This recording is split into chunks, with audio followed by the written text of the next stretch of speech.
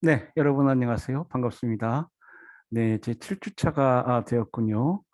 예, 이번 7주차에서는 이제 정책학 부분 있죠. 정책론. 지난 시간에 우리가 라스웰을 살펴보고 이제 정책학이 어떻게 시작되었느냐. 라스웰의 저서 Policy Orientation, 정책 지향에 대해서도 제가 말씀을 드렸죠. 그래서 이 정책론 부분 1장까지 했는데 2장 정책 형성 그리고 어, 이제 형성된 정책을 집행해야죠. 정책 집행 그리고 이제 집행을 했으면은 정책을 평가해야 됩니다. 그리고 이제 정책 학 관련 정책론 관련해서 이제 라스웰은 정책에 관해서는 이제 두 가지 차원의 지식이 있다. 그래서 이제 정책 분석에 관한 지식은 아주 독특한 것이다. 이렇게 구별을 했어요. 우리 교재에도 있지만 정책학을 정책 및 정책에 관한 지식. 이것은 말씀드렸다시피 정책학, 행정학이 어떤 실천과학이고 뭐 순수과학이라기보다는 실천과학이고 응용과학이기 때문에 어떤 현실에 이제 적용되는 그런 실용과학이죠. 그렇기 때문에 여러 순수 학문 분과에서 이 어떤 연구 쪽들을 통해서 도움을 받아가지고 이제 정책 결정에 어떤 이용하게 됩니다. 그래서 이 정책 및 정책에 관한 지식은 여러 사회과학 분과에서 창출된 어떤 지식이 이제 도움이 되겠고요. 그것이 이제 라스웰이 말한 첫 번째 정책 관련한 지식이 되겠습니다. 그리고 이제 라스웰은 다른 차원의 지식이 있다. 정책 과정에서 사용될 지식이 있다. 이 정책 과정이라는 것은 이제 policy process, 뒤에 사바티어 얘기도 좀 하겠습니다만은 이 행정학, 공공정책학에 있어서 테드로 불리는 사람이 폴 사바티어입니다. 이 사람이 쓴 저작이 이제 policy process, 정책 과정인데요. 이 정책 과정은 쭉 말씀드린 대로 정책 형성, 뭐 집행 그리고 정책 평가 등의 또 피드백, 환류 과정을 거치고요. 이런 과정에서 그 정책, 그 분석이 필요하고 그 분석에 사용될 지식이 있다. 이렇게 얘기했어요. 그래서 정책 분석에 관한 문제를 제5장에서 다루고 있습니다. 그 부분을 좀 보고 이제 6장은 우리 교재에도 있지만 정책 변동에 관해서 간략히 설명이 있고요. 뭐 그렇게 돼 있습니다. 뭐 7장 정책과 기획. 그래서 이 부분을 보고 또 관련된 우리 여러 가지 이론들을 좀 원어로 이렇게 간략히 살펴보는 시간을 갖도록 하겠습니다. 자, 그러면은 화면을 공유해야 되겠어요. 예, 제가 마련한 화면이 있는데 예, 제가 이제 파워포인트를 쭉 했었는데요. 요즘은 뭐 좋은 프로그램이 많이 있네요. 훨씬 더 편리한데 그 사진 찍어가지고 페이지를 올려 개별 페이지를 이렇게 올리고 이랬었는데 예, V 플랫인가요? V 플랫 이런 프로그램이 있어요. 그럼 사진 이거 맞추는데 어려움도 없고 이게 찍은 다음에 PDF 파일로 이렇게 금방 변환이 됩니다. 좀 요즘은 이 과학 기술이 하루가 다르게 발전해서요. 이거 아주 수업 준비하는데도 상당히 도움이 많이 되네요. 시간이 많이 절약되고요. 그, 그, 행정학은 뭐 경영학하고 관련이 깊은 학문이다.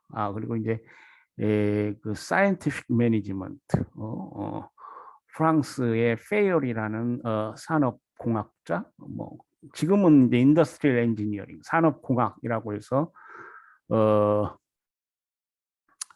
그 경영과학이 굉장히 고도로 발달하면은 뭐 산업공학 쪽 차원에 이르게 됩니다. 이제 19세기 초반기 이 테일러 라는 사람이 있어요. 이 테일러라는 사람이 과학적 관리법을 창시하고 그 당시 이제 유럽 대륙에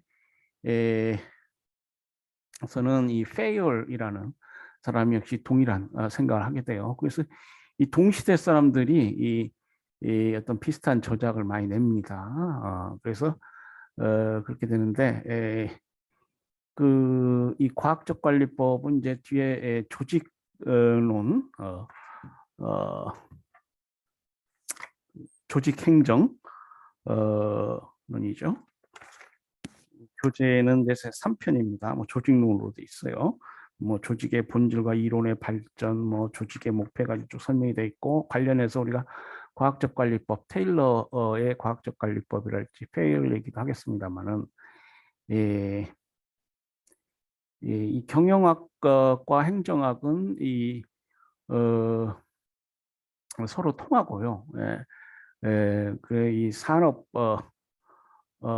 사회를 살고 있는 우리 시대에 있어서 뭐 많이 도움되는데 저도 이게 과학기술이 이렇게 계속 발전한다는 것은 저 교수도 어떻게 보면 개인 기업인데 이게 수업 관리를 하는데 많이 도움되는 것 같습니다. 예. 자, 제2장 정책 형성. 정책 형성이 뭐냐? 설명되어 있죠. 정책 형성은 정책 목표를 설정하고 정책 대안을 개발 선택하는 일련의 과정이다. 이렇게 예, 정의해 볼 수가 있어요. 정책 형성을 정책 결정과 분리해서 설명하거나 정책 결정, 의사 결정도가 혼용하여 사용하는 일도 있으나 정책 형성의 마지막 단계를 정책 결정이라고 보면 된다. 원어로 policy formulation. 정책 결정은 이제 policy making. 이렇게 얘기할 수 있는데요. 뒤에 뭐 저희가 이제 policy tool, 정책 수단, 또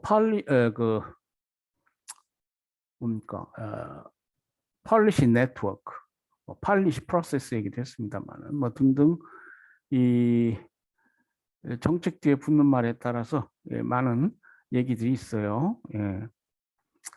자, 차근차근 보도록 하겠습니다. 정책 형성의 과정. 이거 어떻게 되냐. 다양하게 논의되는데 일반적으로 4단계로 구분이 되고요.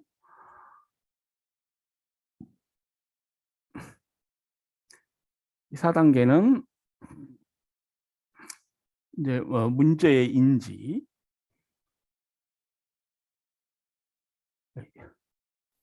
문제의 인지, 정보의 수집 및 분석, 대안의 작성 및 평가, 뭐 최적 대안의 선택 이런 단계를 거치게 됩니다.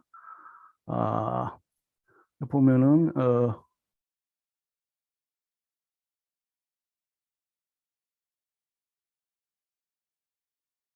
사이언티픽 매니지먼트 얘기를 좀 했는데요.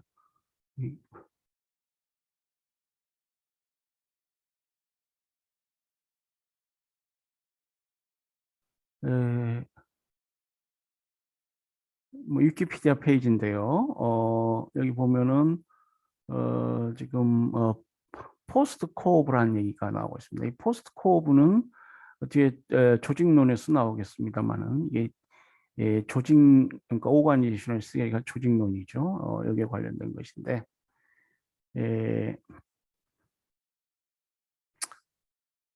이 조직론 포스트 코어브를 처음 얘기한 사람은 귤릭이라는 사람입니다. 루터 귤릭. 우리 교재에도 나와요. 루터 귤릭이라는 사람인데 이 사람의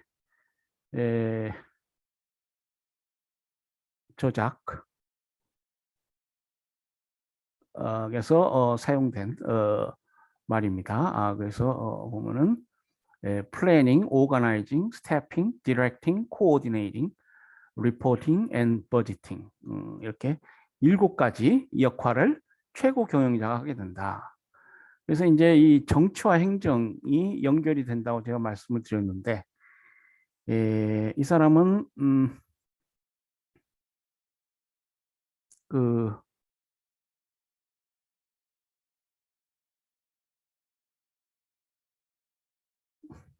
Municipal Science and Administration. 그러니까 우리 municipal 하면은 우리 뭐 도시, 그러니까 발전된 인더스트리얼 그런 뜻이죠. municipal. 발전된 인더스트리얼 뭐 이런 거. 그러니까 인더스트리얼 사이언스, 인더스트리얼 엔지니어링, 뮤니시펄 사이언스, 사이언티픽 매니지먼트 이거 다 통하는 말이에요. 콜롬비아 대학에서 이 발전된 과학적 관리법 그리고 관리, 어드미니스트레이션 관리, 뭐 행정, 퍼블릭 어드미니스트레이션 행정, 또 어드미니스트레이션도 뭐 행정이라는 의미가 있습니다만 뭐 관리라는 의미가 있잖아요. 그래서 이제 그와 관련해서 콜롬비아 대학에서 뭐 박사학위도 하고 교수도 하고 한 사람인데,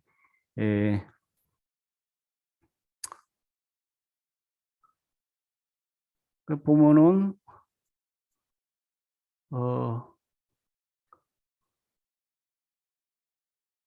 이 사람이 얘기한 것입니다. 그걸 이제 포스트 코브라고 그래요. 약칭해서 플래닝, 오가나이징. 그러니까 최고 관리자가 최고 관리자가 행하는 기능이 이 7가지다. 이렇게 얘기했어요. Notes on the Theory of Organization. 조직 이론에 관한 노트, 뭐 요약, 정리서, 뭐 이런 얘기죠. 그런 책에서 이제 이런 얘기를 했는데, 이 사람은 이제 그 당시 동시대를 살았던 프랑스 의 과학적 관리론, 프랑스의 과학적 관리론의 대표자가 앙리 페열인데요. 이 사람은 Industrial and General Administration, 발전된 사회, 인더스트리얼, 사이언티픽 레볼루션 하고 인더스트리얼 레볼루션은 좀 달라요. 더 발전해야 돼. 사이언티픽 레볼루션은 보통 우리가 이제 역사학자들이 16세기 니콜라우스 코페르니쿠스가 천동설, 그 후에 지동설을 주장 갈릴레오 갈릴리 얘기도 있죠. 그러니까 이 당시 이제 15세기, 16세기는 이제 르네상스 시대라고 합니다. 인문학의 융성 시대죠. 그러니까 우리 그 그리스 로마 시대의 어떤 우리 인간의 지적 활동이 풍부했죠. 그러다가 카톨릭의 절대적 지배로 인해서 이제 인간이 종교적 존재로 한참 인간의 어떤 지식이랄지 이런 것들이 별 의미가 없던 시대인데, 시대가 쭉 지속되어 오다가 16세기 15는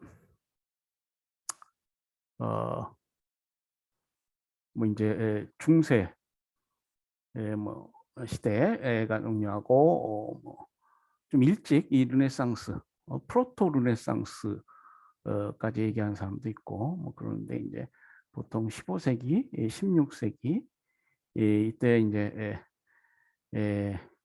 인문학의 융성과 함께 이 과학혁명, 이 그 뭐 자연과학 분야에서도 많은 발전이 있습니다. 뭐 천동설로 시작해서 17세기 이르게 되면 이삭 뉴턴 어떤 물리학, 근대 물리학이 이제 시작이 됐죠. 그리고 그 후에 이제 결국 계몽주의 시대, 그 합리주의 철학이 이제 발전하게 됩니다. 그래서 칸트, 헤겔 얘기도 했죠. 그 우리 하버마스 얘기하다가 이제 보면은 이 사이언스, 순수 어떤 과학적 차원의 어떤 혁명하고 요 인더스트리얼 혁명하고는 좀 간극, 시간적 간극이 있죠. 그러니까 먼저 과학적 혁명이 있고 그것이 산업 조직이랄지 관리로 이렇게 관리 이 체제 내에 포섭이 돼가지고 보다 시스템적 차원에서 발전을 이루게 됩니다. 그래서 이제 이 산업혁명은 18세기 말 19세기에 있게 되고요. 지금 우리가 공부하는 행정학이나 경영학은 순수 과학의 발전에 도움을 얻어서 뭐 이런 산업혁명이랄지 관리 문제하고 관련이 되겠습니다.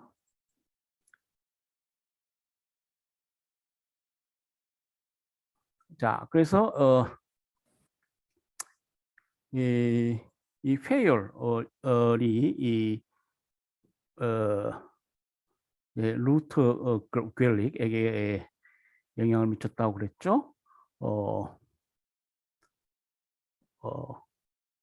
이 페이얼이 얘기한 최고 경영자의 역할이 플래닝, 기획하고 오가나이징, 조직하고 커맨드,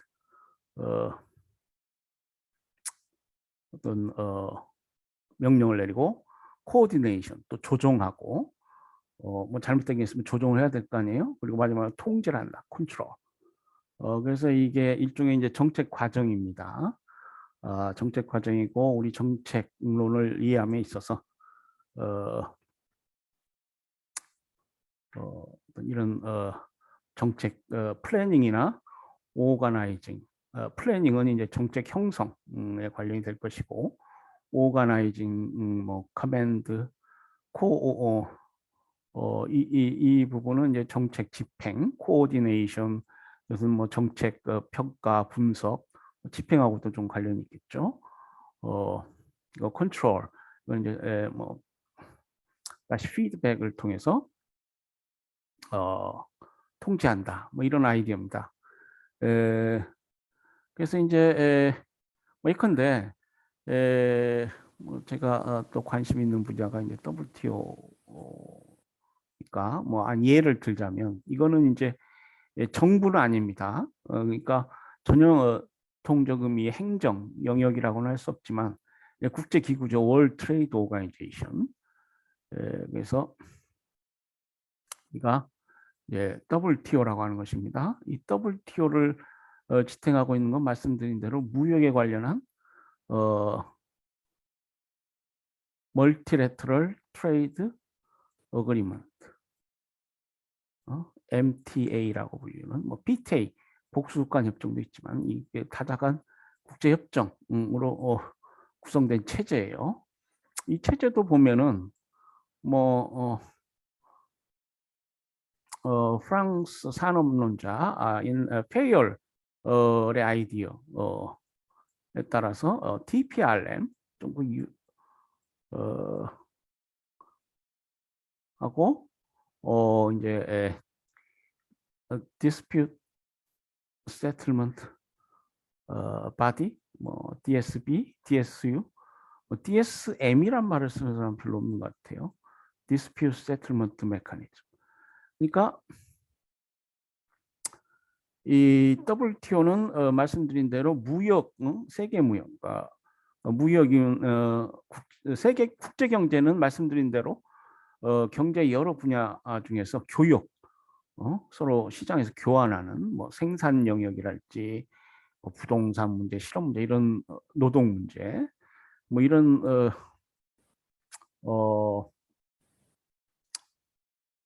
여러 경제 문제가 있습니다만은 교육에 관련된 것이죠.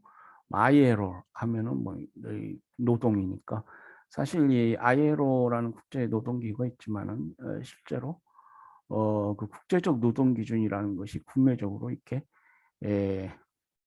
강요되기가 쉽지 않죠. 그러니까 이제 국제사회는 뭐 이상을 향하고 있지만 이제 현실적으로 얼마나 그게 실효성 있는 것이냐, 이것은 항상 좀 우리가 잘 관심 있게 봐야 되는데요. 국제법을 공부할 때 특히 그렇습니다.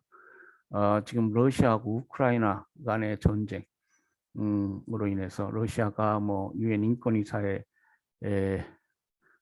회원국으로서의 법적 지위를 박탈당하기도 했죠. 그런데 이제 유엔의 가장 핵심적 기구는 안보리입니다. 오히려 총회보다도 더 중핵적 기구라고 할 수 있는데 이 안보리 상임이사국 지위를 박탈할 수 있겠느냐? 많은 이제 학자들은 좀 회의적으로 보는데요. 그건 거부권 제도라는 것이 굉장히 영구적이고 본래적인 것이라서 그걸 어떻게 할 수가 없어요. 다른 회원국들이 박탈하죠? 그러면 아마 당장 거부권 행사할 겁니다. 중국이랄지 이런 나라들이 뭐 등등 여러 가지 어떤 현실적이고 제도적 문제가 있기 때문에 이제 국제사회는 어떤 유엔을 통해서 이상주의 이적 관점에서 이해할 수도 있고요. 그리고 이제 현실주의적 으로 국제사회를 바라보는 이제 주로 국제 정치학자들이 이제 그런데요. 그런 경우에는 유엔의 역할보다는 강대국의 역할로 중시하고요. 뭐 그런 관점이죠. 물론 뭐 노암 촘스키 같은 이상주의적 뭐 국제주의자들도 있습니다. 뭐 칸트, 노암 촘스키 학자들 중에는 그런 사람들이 많아요. 뭐 저도 국제관계를 공부했습니다만은 뭐 한스 켈젠 같은 사람들 이번에 제가 논문을 썼는데 그 논문 주제가 한스 켈젠에 관하신데 그런 사람들은 국제사회를 이상적으로 굉장히 바라보고요. 뭐 저도 그랬으면 좋겠다 하고 쓰고는 있지만은 현실은 꼭 이상주의하고 맞아떨어지지 않습니다. 근데 이제 TPRM, DSM 이런 것들은 그러니까 이제 여러 국제기구 중에 제가 이제 말씀드리려고 하는 게 WTO가 가장 아주 뭐라 그럴까요? 행복한 국제기구야. 그러니까 실제로 여러 국제기구 중에서 가장 뭐라 그럴까요?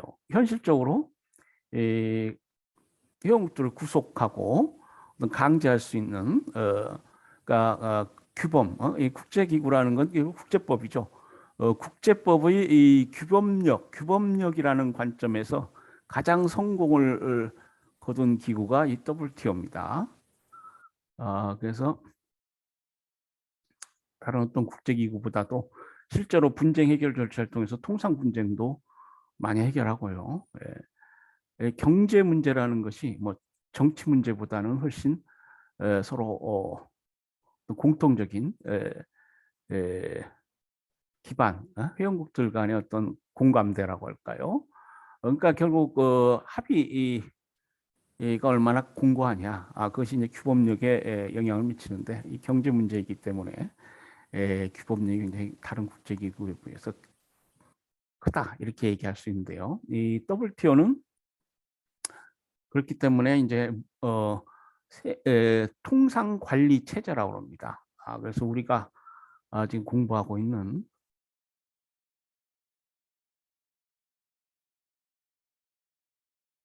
관리하고 관련이 되는 거예요. 관리 체제. 뭘 관리한다라고 하면 어떻게 해야 되느냐?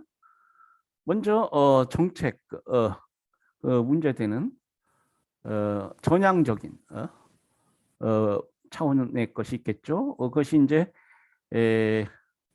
정책일 것이고 이제 그 정책을 집행하고 뭐 통제하는 그런 차원이 있겠죠. 이 크게 두 가지 차원으로 나눴을 때 이 WTO의 주된 역할이 바로 이 TPRM,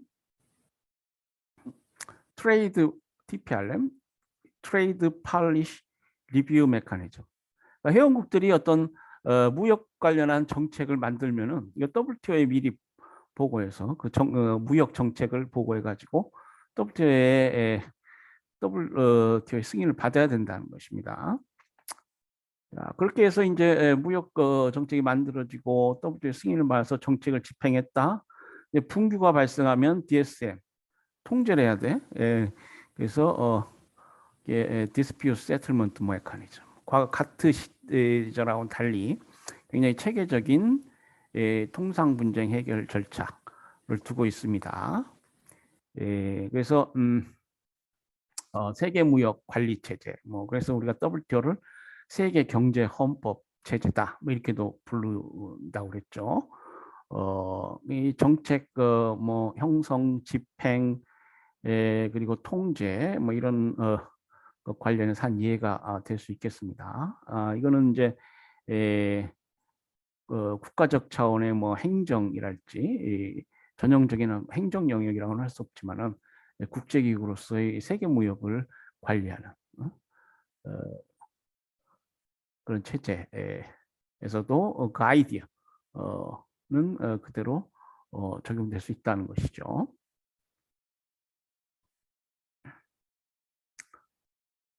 그래서 플래닝, 오거나이징, 뭐 페이얼 얘기를 좀 했습니다. 자, 그러면은 보면은 이제 그 정책 그 형성, 팔리시 메이킹 관련해서 이제 문제를 인지하고 대안의 작성 및 평가, 최적 대안의 선택, 요 과정을 거친다고 그랬는데 이제 이것이 페이얼 얘기에서 나오고요. 나중에 그 테일러도 이 비슷한 과학적 관리 관련해서 비슷한 어떤 얘기를 했어요.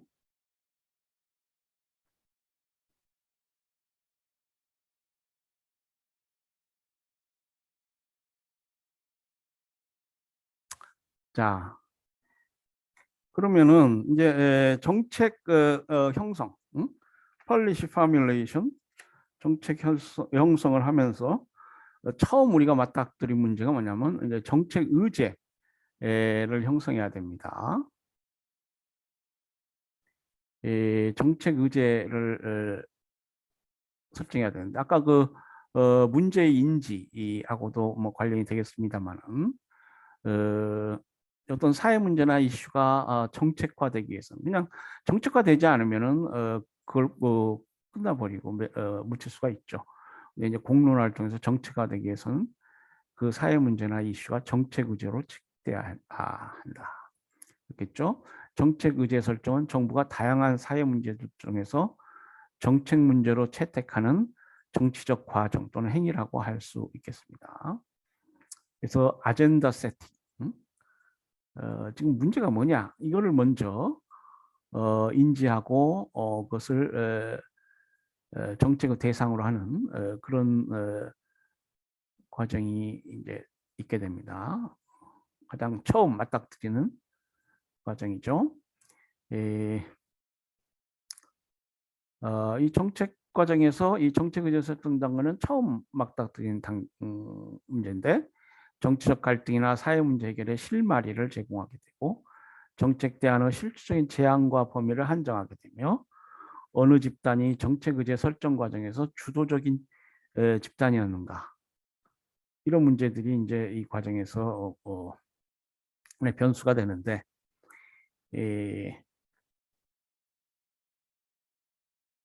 그 특히 이 3번 어느 집단이 그러니까 정책 의제 설정에 의의할지 뭐 이거 변수 이 3번은 이제 변수에 해당이 되죠. 이 3번이 정책 과정에 커다란 영향을 미치게 된다. 이렇게 여러분 이해하시면 되겠습니다.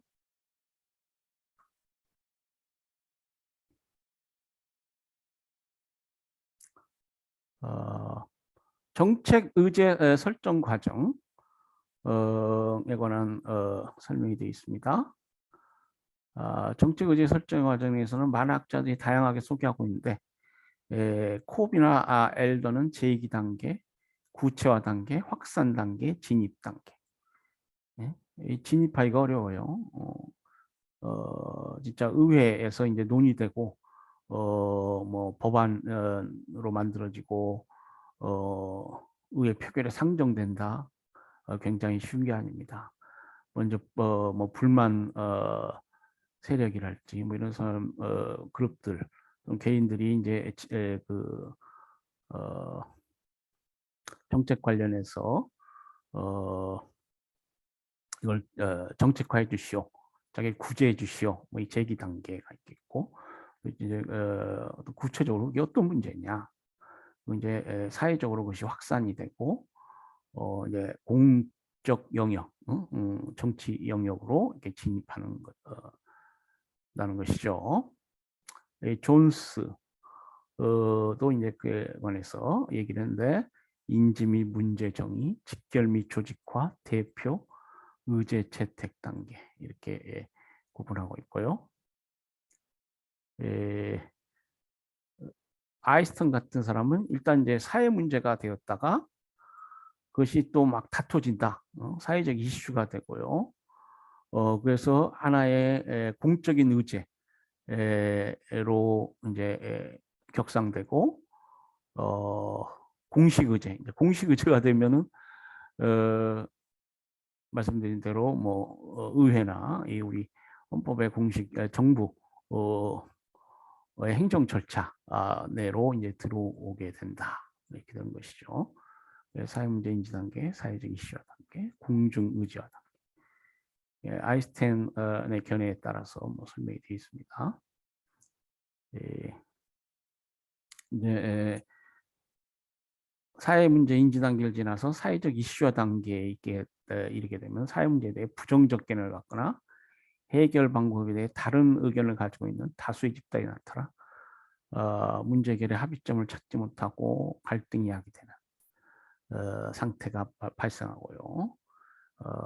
약간 이제 최저임금 관련해서 보면은 그 얼마로 할 것이냐,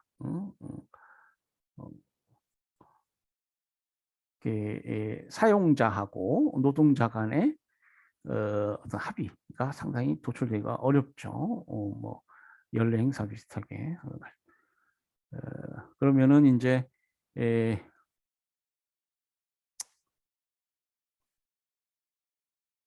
공중 의제화 단계를 거쳐서 그러니까 사회적 이슈가 사회적 이슈가 있고 그것이 논쟁을 통해서 확산되면 논쟁이 확산되고 뭐 우리 과거 심야 토론이라는 TV 프로그램도 있잖아요.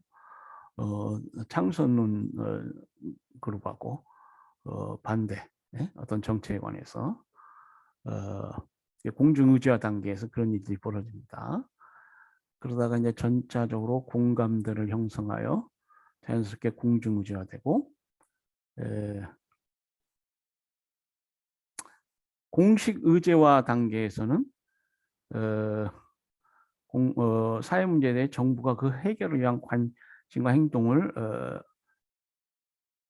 집중하는 단계. 그래서 이제 정부가 구체적으로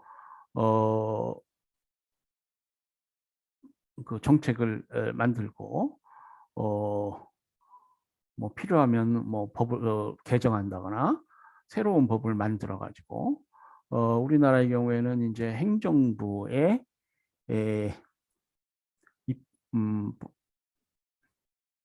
법률안 제한권이 있죠. 그러니까 행정부가 오히려 제안해서 법률이 된 경우가 더 많을 것입니다. 그러니까 국회 스스로 법률안을 만들어서 표결에 붙이고 법률화되는 경우가 있고요. 이제 보통 관련 행정부서가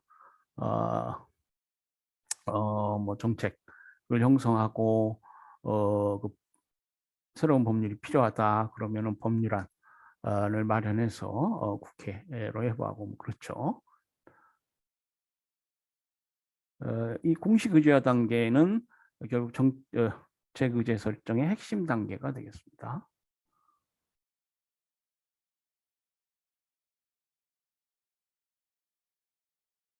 자, 보면은 이제 정책 결정의 이론 모형이라고 해서 설명이 되어 있습니다. 자, 정책 결정 모형 중 가장 이상적 모형이라고 할 수 있는 게 합리 모형이에요. 이제 첫 번째로 나옵니다. 이것은 인간의 합리성에 기초한 이론이고요. 이 합리 모형은 인간은 합리적이다. 그리고 이기심에 입각하여 행동하고, 그러니까 아까 계몽주의 얘기도 있습니다만은, 그러니까 칸트 해겔식의 어떤 합리주의적 뭐 철학과도 관련이 되나요? 예, 우리 보면은 이제 근대의 민법 의 발전, 이건 합리적 인간관에 갖게 있습니다. 합리적 인간관은 뭐예요? 계산을 한다는 거예요. 계산. 계산하면 뭐예요? 자기한테 불리한 어떤 결정은 절대 하지 않아. 이기심이 있는 존재입니다. 과거에는 이제 종교에 억눌린 노예, 예? 왕의 절대 권력에 억눌린 노예. 예? 뭐 주로 종교죠. 이제 그 근대 민족과 절대 왕정 시대에는 이제 서서히 인간이 뭐 계산하고 뭐 합리주의적 어떤 인간이 됩니다. 그러니까 이 하나의 인간상인데 구체적 현실적 인간상 어, 또는 추상적이고 합리적인 인간상. 우리가 인간을 어떻게 보느냐야. 그리고 보면은 이제 근대 초창기 민법에서는 이게 합리적 인간으로 봤어요. 모든 사람은 평등하다.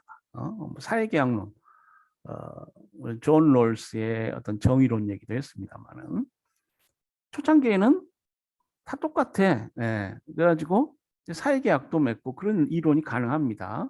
근데 이제 사회가 시대를 거치면서 변화 발전하면서 이게 도저히 어떤 똑같은 구체적 현실적인 어떤 결과라는 것이 뭐 부익부 빈익빈이랄지 뭐좀 장애인 뭐 비하 발언했다고 해서 뭐 사회적으로 지금 문제가 많고 정쟁이 되기도 하고 그런 것 같습니다만은 뭐 노령자, 장애인 뭐 열악한 그룹들이 있어요. 그러니까 구체적 현실적 인간들은 이런 추상적 우리가 근대 초창기 출발점에서 바라본 하나의 인간의 어떤 정신적 해방, 뭐 르네상스, 계몽주의, 뭐 과학의 발전, 뭐 여러 얘기했습니다만은 칸트, 헤겔 얘기도 하고요. 그 당시 어떤 인간관하고는 다른 거죠. 그래서 이제 근대 초창기 어떤 민법이 지금 현대의 민법이 되면서 많이 어떤 수정되고 있다. 뭐 여러분 민법 시간에 그런 얘기 들어보시죠. 예. 그러니까 이 합리모욕은 이제 기본적으로 인간은 계산을 많이 하고 이제 이기심에 입각해서 행동한다. 자신이 무엇을 원하는지를 알고 그 목표의 달성 방법들을 안다고 가정하는 일. 아까 페이얼 얘기도 했습니다만은 정책 결정 과정에서 문제와 목표를 명확하고 대안의 탐색, 대안들에 대한 결과 예측, 대안들 평가, 대안의 선택 등의 단계를 밟으면서 진행된다. 근데 이 합리모형은 현실의 인간에 비추어서 이게 굉장히 이상적이고 현실에 맞지 않는다. 너무 이상적이고 뭐 우리 보통 전지전능한 것도 아니고 인간은 그렇게 완전하게 합리적인 것도 아니다. 그래서 합리 모형이 이제 그 정책 결정, 이론 모형의 어떤 시작이라고는 할 수 없지만은 그 후에 많은 이제 수정을 거치게 됩니다.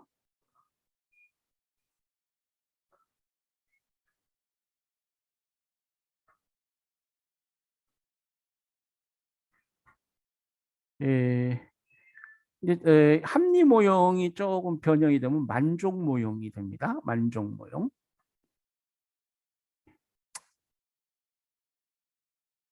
어, 만족 모형은 이제 그 대표적인 주창자가 사이먼이라고 보는데 만족 모형에 따를 때 인간 능력의 한계, 시간, 비용 등의 부족 때문에 결정은 제한된 합리성에 만족할 수 없다.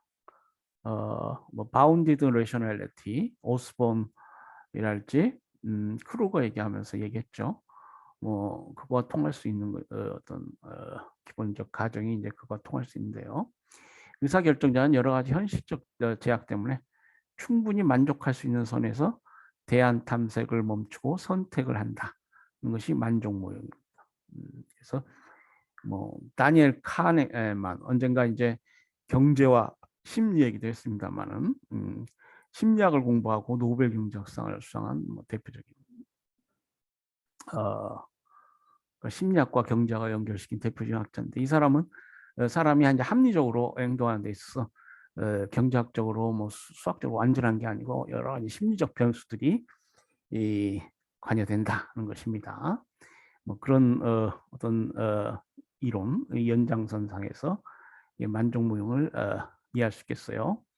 satisfying model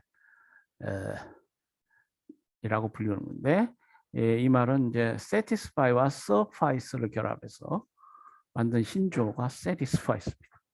학자들은 이렇게 말을 잘 만들어야 돼요. 신조어를 만들었고 satisfying model.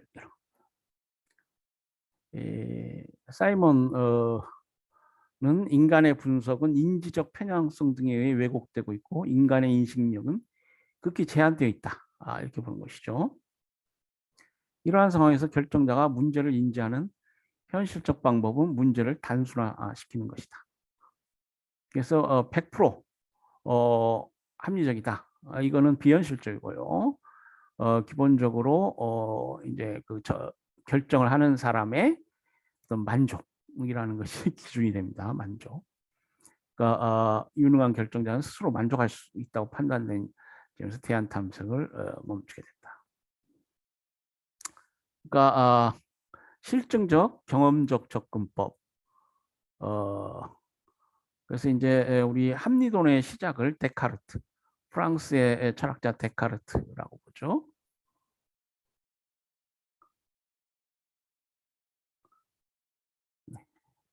16세기 대륙의 합리론, 칸트, 헤겔 이전에 이제 대륙에서 어떤 대표적인 합리주의 철학자를 데카르트로 보는데, 이것이 이제 아까 그 합리 모형하고 연결이 된다면 이 만족 모형은 좀 영미식, 그리고 그 후에 휴움 같은 사람, 또 뭡니까, 경험주의자들, 영국의 베이컨이랄지 경험주의 철학자들이 있죠.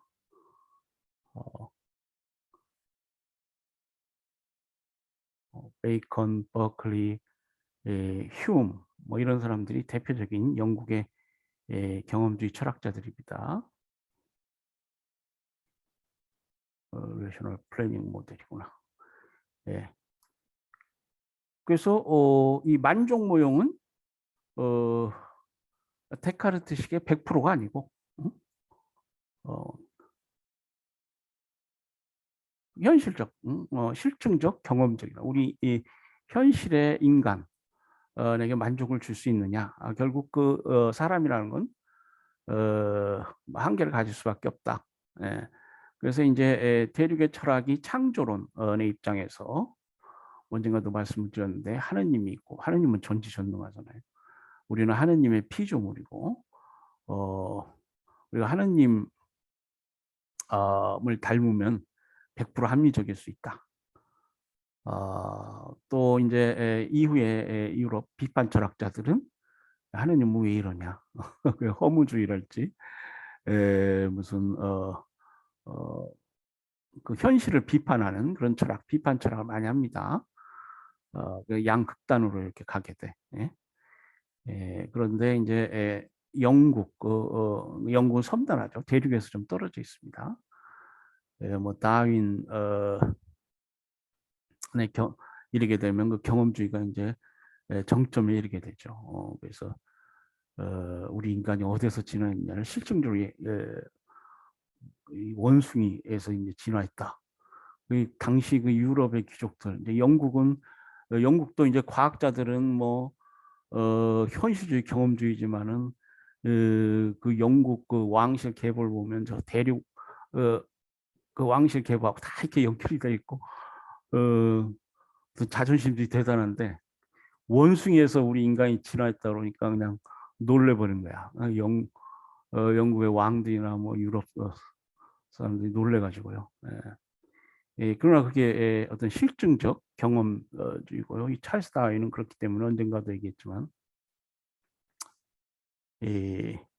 영미의 어떤 지적 전통에 있어서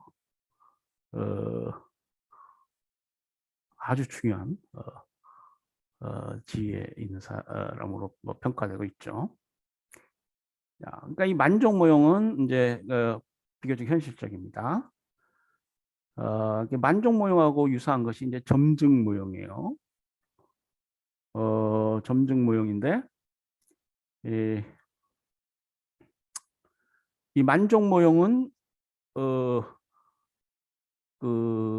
뭐 정책 분석을 한다 할 때 이게 뭐 전체적이고 뭐 그런 어떤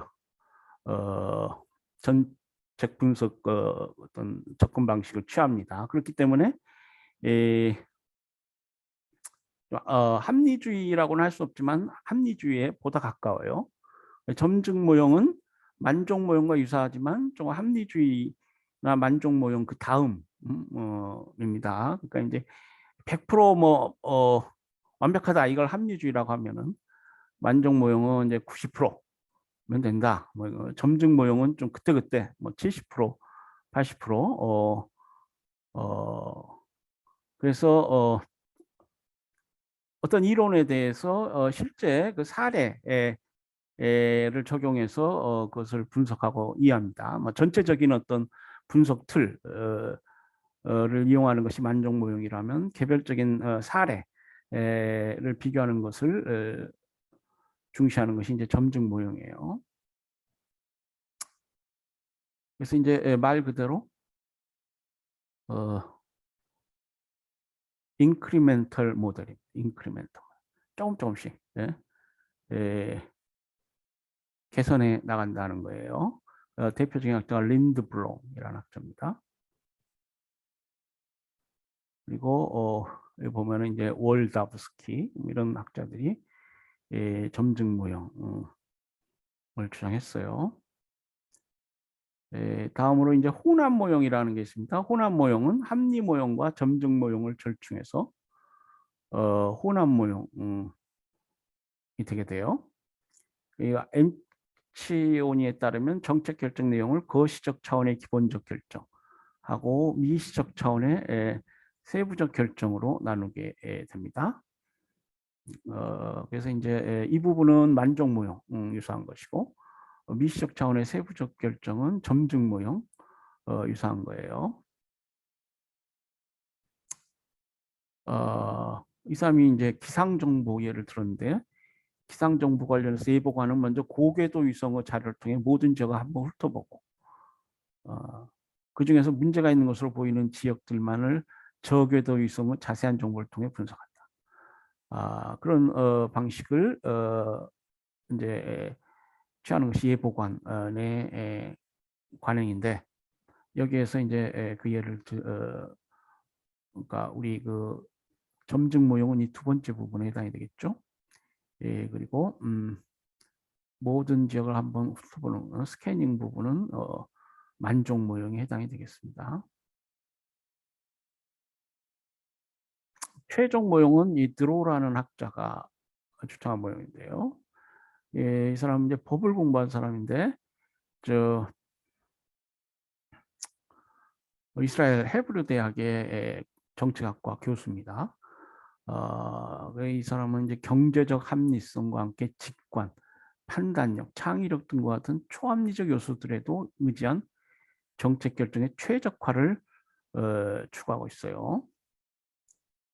그러니까 최종 모형은 더 나은 정책 결정을 위해서는 정책 결정의 방법과 지식 체계를 개선하는 것이 중요하다. 라는 문제의식에 입각해서 이런 여러 초합리적 요소들까지도 고려해서 그 사안의 가장 적절한 모형, 정책을 결정해야 된다. 그래서 최종 모형은 점증적 결정, 점증 모형에 반대합니다. 매번 정책 방향이 새롭게 검토돼야 한다. 이게 중요하고요. 이 최종 모형에서는 질적, 초합리적 방법을 사용해야 된다. 연구 방법론 중에 그 믹스드 메소드가 있어요. 언젠가 그 퀄리터티브 메소드, 질적 연구, 또 quantitative method, 양적 연구 얘기도 했죠. 그러니까 이 모형에서는 그러니까 연구 방법론의 이제 그 아이디어가 이제 이 모형에 적용될 수 있겠습니다. 뭐 경제적 계량적 분석은 뭐 퀀터티브 차원에서 이해할 수 있겠죠. 이제 거기에다 질적 초합리적 방법을 플러스하게 되면 이게 연구 방법론에서는 이제 믹스드 메소드가 돼요. 혼합 방법론. 그래서 정책 결정에 있어서도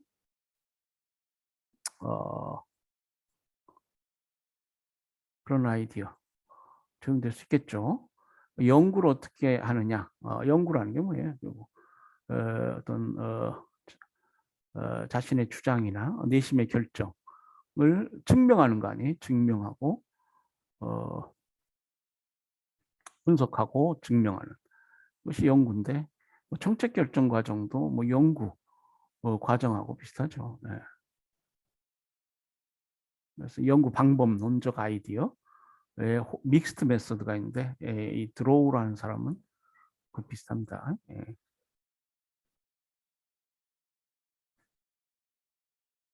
다음으로 쓰레기통 모형이라는 게 있어요. 그 정책 결정 모형을 보면 재밌는 게 많이 있습니다. 가비지 캔 모델이라고 하는데 조직화된 혼란 상태 속에서 조직이 어떤 결정 형태를 나타내는가 그런 이론이 되겠습니다.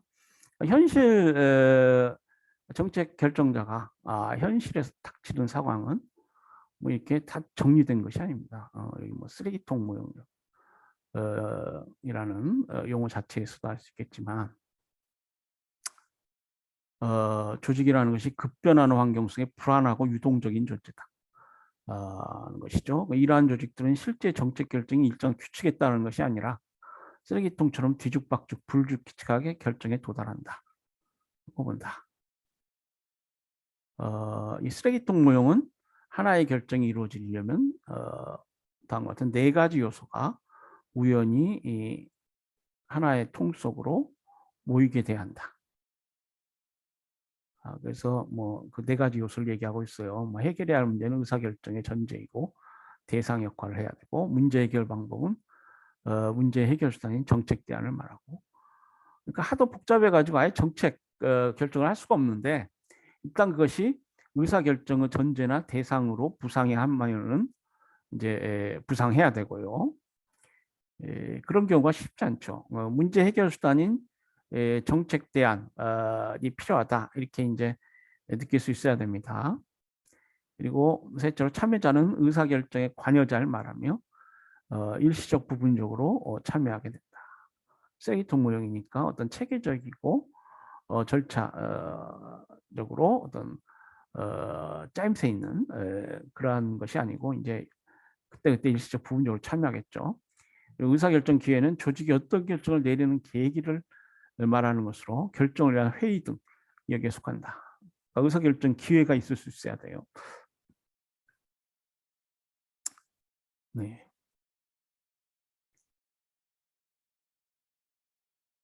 다음으로 집단 모형, 그룹 모델이 있습니다. 이 모형은 이제 벤틀리, 트루만 같은 학자들이 주장한 것인데 정책 결정자는 정책을 통해 자신들의 이익을 반영시키는 집단들은 끊임없는 압력에 처해 있고 여기에 대응해야 하고 하나의 정책은 집단들 간의 투쟁과 경쟁, 상호작용의 산물이고 정책 결정이 있고 집행이 이루게 되면 이제 집단들 간의 균형이 이루어지게 된다는 것입니다. 그리고 뭐 연합 모형이라는 게 있어요. 연합 모형은 사이어트, 마츠가 주장한 것인데 회사 모형, 조직 모형, 조직 과정 모형 등으로도 불리웁니다. 어, 그 회사 모형이라는 것은 개인적 차원에서 개발된 만족 모형을 조직적 의사결정 차원에 맞추어 확대 발전시킨 것을 우리가 보죠. 그리고 이 연합 모형에 따르면 사기업 조직 의사결정에서 협상과 타협, 정략 등이 난무하고 있고 그래서 만족 모형 유상화하기도 하고 또 어떤 집단 모형의 논리도 들어와 있는 것 같기도 하고 그렇습니다. 보면은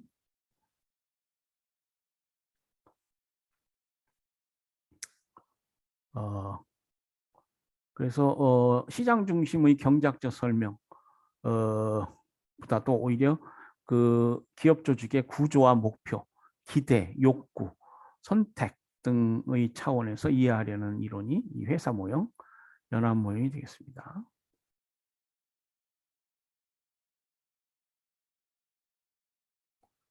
네, 이런 여러 가지 모형들이 있으니까 여러분이 한번 읽어보시고 보면은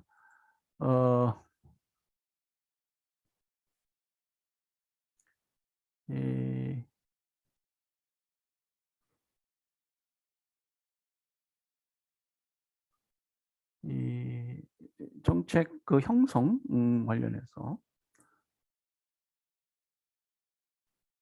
그 정책 수단 관련한 얘기가 있습니다.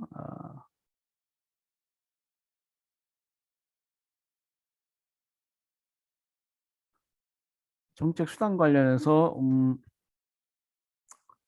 폴리시 툴즈라고 하는 것인데 이 살러몬이라는 학자가 레스터 살러몬 이 사람은 여기 보면은 has been one of the chief proponents of new governance framework that provides a focused study of the policy tool as a unit of analysis.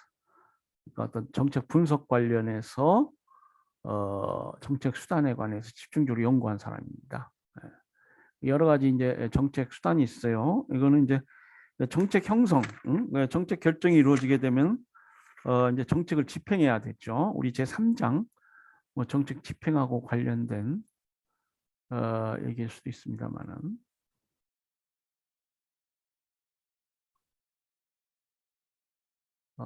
뭐 pre-enactment 아직 그 정책이 법으로서 입법화되기 전 단계, post-enactment post라는 건 후기라는 뜻이죠.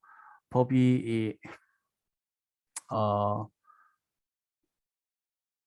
만들어지고 그 이후에 어떤 정책 수단들 프리 앤드 포스트 이넥트먼트 뭐 이렇게 구별했고 이 사람의 유명한 분류가 있습니다. 이코노믹 레귤레이션 정부는 정책 을 집행하기 위해서 어떤 수단을 갖느냐 경제적 어떤 규제를 할 수 있다 그랬죠.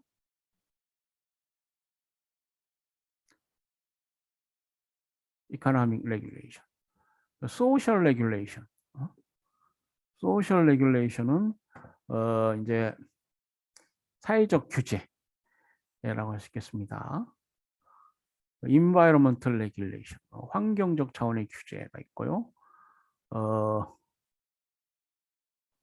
그리고 government insurance, 정부 보증이 하나의 그 정책 수단이 됩니다. 그리고 공공정보, corrective taxes, 교정적 성격의 어떤 세금 부과, 그런데 그 부자에게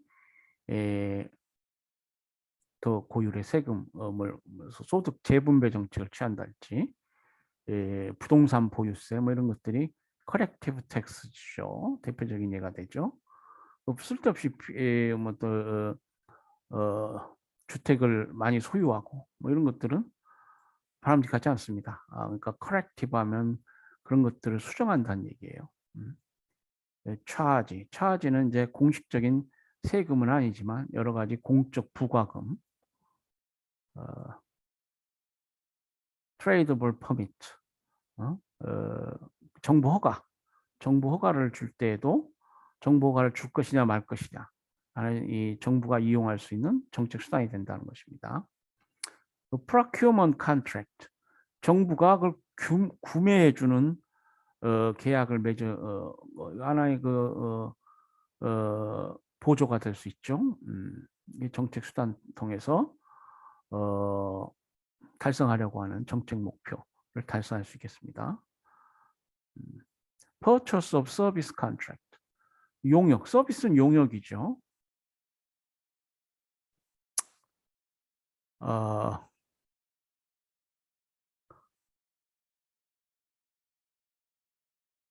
보면은 이제 그 서비스를 정부가 구매해 주는 것입니다. Agreements under which government agency enlists the private organization to deliver service to an eligible group of clients in exchange for money. 정부가 직접 구매할 수도 있고 제3자에게 서비스를 공급해라. 이렇게 하면서 그 대가를 지급할 수도 있겠죠. procurement contract는 예, 설명이 되어 있습니다. A business arrangement between the government and a private for-profit or non-for-profit entity. 영리 조직이든지 뭐 공익 재단 등 어떤 조직이든지 이 정부와 이제 사업 계약을 맺는 거예요. In which the private entity promises 그러니까